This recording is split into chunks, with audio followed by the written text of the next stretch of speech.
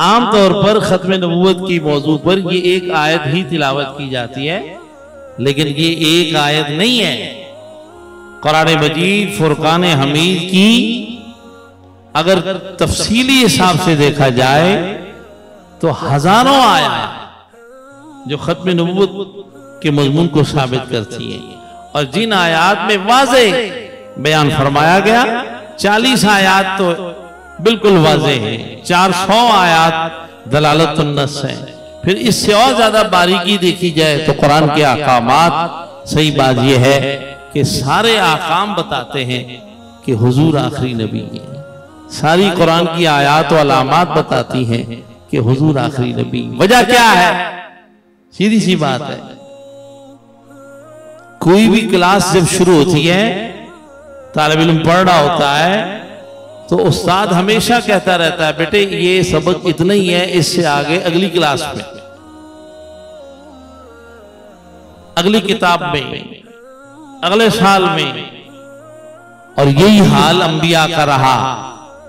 इंसानियत की तालीम की क्लासें लगती रही, 1,24,000 कमो पेश अंबिया अपने अपने वक्त में तशरीफ लाते रहे, और सब यही कहते रहे इतनी बात मैं बता रहा हूं, बाकी अगला बताएगा, अगला उस्ताद, अगला पैगंबर, अगला अल्लाह का कलाम, अगली शरीयत में आएगी, अभी तक इतनी बात है। ये सिर्फ हमारे नबी आका मौला जनाब मोहम्मद रसूलुल्लाह सल्लल्लाहु अलैहि वसल्लम की क्लास लगी तो आपने क्या कहा? आपने क्या कहा? सलू माशे तुम, कयामत तक जो पूछना चाहो पूछो। ये आखिरी क्लास है, इसके बाद कोई किताब, कोई टीचर नहीं है। निसाब मुकम्मल हो रहा है, इसके बाद इम्तिहान है। इम्तिहान से पहले तलबा जो चाहे पूछें, कोई बात पिछड़ी रह गई है तो पूछो, कोई आने वाली रह गई है तो पूछो। अल्लाहु अकबर, अल्लाहु अकबर। हर नबी ने कहा मेरे बाद एक और नबी आएंगे, और सबसे आखिरी नबी की अलामत ये हैं। और हुजूर तशरीफ लाए तो हुजूर ने क्या कहा? हुजूर की ड्यूटी और जिम्मेदारी क्या लगी? हर नबी के ऐलान के मुताबिक हुजूर ने भी ऐलान किया। हुजूर ने ऐलान किया अना खातमुन नबिय्यीन ला नबिय्य बअदी। हर नबी ये कहता रहा मैं अल्लाह का नबी हूं, और मेरे बाद दूसरा इस नाम का, इस तरह का नबी आएगा, और इस तरह की बकिया तालीम और दीन और शरीयत उससे पूछना, और आखिरी नबी मोहम्मद रसूलुल्लाह होंगे। लेकिन जब हुजूर आए तो हुजूर ने 2 ऐलान किए, सबने 2 ऐलान किए, अपना ऐलान और हुजूर के आखिरी नबी होने का ऐलान। और हुजूर ने क्या ऐलान किया? हुजूर ने फरमाया मैं आखिरी नबी हूं, मेरे बाद कोई नबी नहीं होगा, किसी तरह का कोई नबी नहीं होगा। एक तो ये ऐलान किया, और दूसरा ये ऐलान किया हाँ कयामत तक मेरी उम्मत के अंदर झूठे लोग जरूर आएंगे, दगेबाज और धोखेबाज और दज्जाल जरूर आएंगे, और वो नबूवत का दावा करेंगे। मुस्तफा जाने रहमत पे लाखों सलाम, ये भी एक नारा है, मुस्तफा जाने रहमत पे लाखों सलाम। हुजूर की अज़मत पे सलाम हो। हुजूर ने सिर्फ यही नहीं फरमाया कि मैं आखिरी नबी, बल्कि हुजूर ने फरमाया कयामत तक मेरे बाद कुछ झूठे नबी आएंगे, मक्कार और धोखेबाज आएंगे। आप जानते हैं कि जब मार्केट में कोई चीज मिलना खत्म हो जाती है, कम हो जाती है, तभी झूठी चीजें मार्केट में आती है ना। 1,24,000 कमों पे शंबिया का दौरे मुकद्दस गुजरा, अल्लाह ही जानता है कितने हजारों लाखों साल, कभी कोई झूठा नबी नहीं आया। किसी शख्स ने नबूवत का दावा झूठा नहीं किया। हुजूर तशरीफ लाए, हुजूर ने ऐलान किया मैं आखिरी नबी हूं। आपकी हयात में नबूवत के दावे शुरू हो गए, और हुजूर के इल्म पर सलाम, आपकी अज़मत पर सलाम हो। अपनी उम्मत को हुजूर ने यहां तक बताया, गिनती गिन के बताया कयामत तक कितने नबी झूठे आएंगे। और इतना भी बताया उसमें 4 औरतें होंगी, बाकी मर्द होंगे। हुजूर की निगाह मुबारक क्या देख रही है।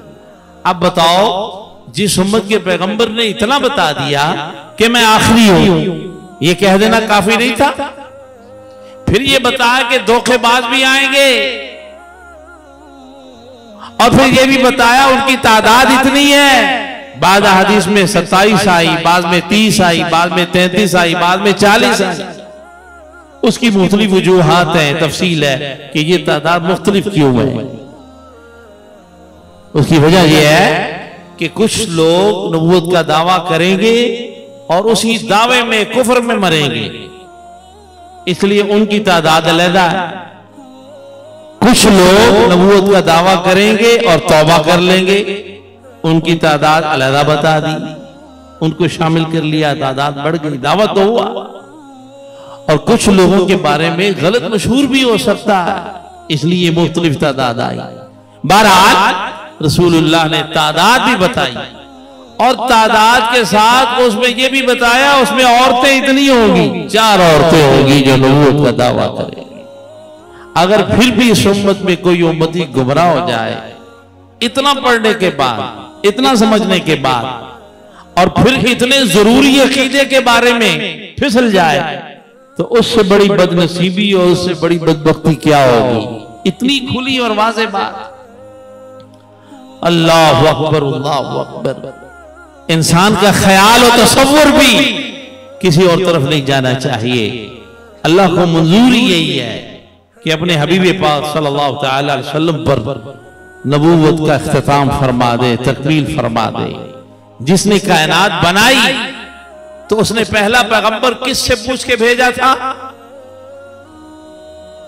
पहला पैगंबर भेजने में उसकी जरूरत क्या थी? अल्लाह जरूरतों से पाक है, वो किसी से नहीं पूछता है। फ़अआलुल लिमा युरीद, जो चाहता है कर लेता, वो किसी से नहीं पूछता। तो जब उसने पहले का नहीं पूछा तो आखिरी का किसी से क्यों पूछता?